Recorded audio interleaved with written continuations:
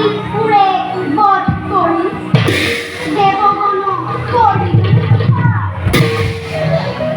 মুরন কন্যা নৌক দিয়ে আমাকেই মনে করো ভিত্তি ধরা মৌলবী উপযুক্ত পাত্র গোটুয়ার দায়িত্ব লইছু আমি দাদা বলভদ্র